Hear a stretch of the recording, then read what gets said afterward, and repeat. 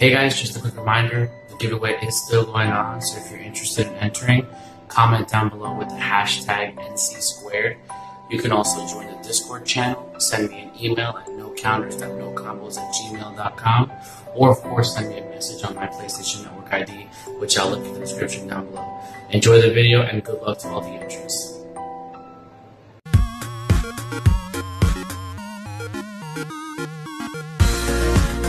What's up, everybody? Welcome back to No Counters, No Combos. A lot of you have spoken, and I am a man of the people. So today I will be bringing you a deck profile for none other than Set 1 Goku. I don't really know how else to describe him, because he doesn't really get play in the meta, so there's like no nicknames for him or anything like that. But Set 1 Goku, it's a pretty good card. Front side, his auto is when he attacks, he gains 1,000 power for every card that you have in your energy. So that's not too bad. I mean, you're talking at turn 5, he becomes a 15k attacker. So it's pretty much equal to the awakened side. So it kind of lets you tempo and stay in control when you're unawakened, which is really good. But what we want to get to, obviously, is the awakened side, because the awakened side is just bananas. So the awakened side, same effect. When you attack, it gains 1,000 power for every energy that you have charged. And also you get the draw on the auto when you attack. But when you get to 7 energy, he gains dual attack. So when you have 7 or more energies, he can attack twice. Now, that doesn't mean that you auto draw twice. The auto draw is only once per turn. But you're talking, you can get this guy on turn 7 with the plus 7,000. He's going to be a 22k attacker, dual attack. That's bananas. So why not make a deck revolving around the skill of this leader? And that's what I'm going to do for you guys today. Which, by the way, we're going to take this deck to our locals tonight. And we're going to show it off and run it. And people are going to be surprised. So this is a dual color deck. It's blue-green. So we're going to show you the blue first. Obviously, we have the one-drop Majin Buu, because it's a staple pretty much in any blue deck. This doubles as energy. I do not mind charging this card, but it also replaces itself when you play it. It's a good turn 1 play, and it's a free 5k combo, so it's not bad. And we have Bulma, Supporter of the Future. This is just to search out your trunks, which we'll get to later. Really good card. Again, it's not a bad opening turn. Don't mind putting her as energy, and she's a free 5k combo. Then we have the Untapped Trunks, which I believe Untapped Trunks, in my opinion, is going to start being a staple in every blue deck. Untapping energy is really powerful in this deck. That's what makes starter deck Goku such a good leader, is the ability to untap energy, so you can play multiple threats per turn. In this deck, it works a little bit differently, because you kind of want to hold on to these till the later game. But it's just a really good card because it allows you to extend your plays. And it's a free 10k, it's a free 5k combo. Then you have your super combos and Piccolo. This card is self-explanatory, and you can get pretty nutty when you're on your awakened side and you dual attack and you just kind of shotgun into the leader. So Piccolo is just a really good card. The new super combo in set 3 is going to be really good too. Then we have 2 of the 4-drop Beerus. This is just spot removal. This deck doesn't really have any type of destruction or removal, and since it's a blue deck, why not run Beerus? I mean, he does double as a 20k double striker, which is not too bad. It's a really good card. He's the OG, one spot removal card. And then you have, kind of Gohan that just ripped him off. But I like Beerus. Then we're going to get to some extra cards here. Monaka, okay? The reason I run this card, okay, and I only run 3 of them. The reason I run this card is because when my leader is awakened, he gains dual attack. Monaka, for 1 blue energy, gives my leader double strike till the end of the turn. So you're talking on turn 7, right, is a 22k double strike dual attacker. That is bananas. You're talking 4 damage if you get it done properly, which on turn 7, there's probably going to be less than 4 life anyway. So this card just helps you tempo pressure with your leader, and also you get to it replaces itself with the draw, so it's not too bad. So I like Monaka catch people off guard. Then we also have for objection. This is the only type of ramp I have in this deck. You do kind of want to ramp. You don't have to over ramp like Mecha Frieza, but you kind of want to ramp at least once or twice. You definitely want to be at least one energy ahead of your opponent because it allows you to play later drops sooner than usual. So Objection's a really good card for that reason. You just kind of hoard cards in this deck, so like you always have big hands, so you'll never have a real issue placing another card down for Objection. And if you draw multiples, you can always just Objection and Objection, so it's not too bad. So I run 4 Objection, 4 Senzu Bean, because Senzu Bean is an untapped card, and like I said, untapped cards are really powerful, but this is also a really good card on defense. So you can just kind of survive, but on this deck, it's really good offensively as well because, you know, giving 5k to your already pretty strong leader is not too bad, and you get to untap. The main reason I love Senzu Bean is for the untap. It's just such a good card. And we have the 4 Whis Coercions. I main deck Negates in this deck because it is a little slower, and it doesn't really rush or ramp out as quickly as possible. So you do kind of need to play defense in the earlier turns, but then once you get to the later game, it's not too bad. Whis Coercion is just a really good card.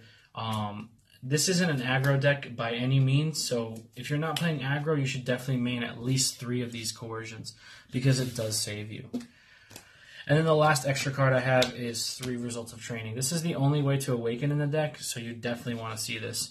I mean, once your opponent starts figuring out what your leader does, he or she's not gonna want to awaken you. So you definitely need to see results. That's why there's draw cards, that's why there's Manakas, there's stuff like that. So it helps you see this card as early as possible. If you do draw it past turn 5, it does kind of suck, but it's chargeable energy, so it's not all that bad. If anything, this is the only dead card in the deck, really. So that's the blue. Like I said, this is a dual color deck, so we're going to get into the green right now. We got the 2-drop Goku, the bundle. Again, just a draw card, free 5k combo. You need to draw in this deck, and it's chargeable green energy, if anything. Because you are playing a dual color deck, you do need versatility with your energies, but bundle is just another draw, replaces itself. Then I have 4 of the full power trunks. This is our target off of the Bulma. It's chargeable green energy, if anything, but a 20k triple striker late game can put a lot of pressure on your opponent. So I don't mind summoning this card, but for the main part, it's just searchable green energy, so I don't have to place any of my other good green cards as a charge. But I like this card a lot. It's really slept on, and it's really good. Then I have the Gohan combo, the 2 4-drop Gohans with the 2 3-drop Piccolo blockers. This card wrecked me at my 1K tournament a couple weeks ago, simply because I was playing against a Vegeta player, and I mistakenly sided out my Gotens, and he just Piccolo'd me, and I couldn't get the Piccolo off the field.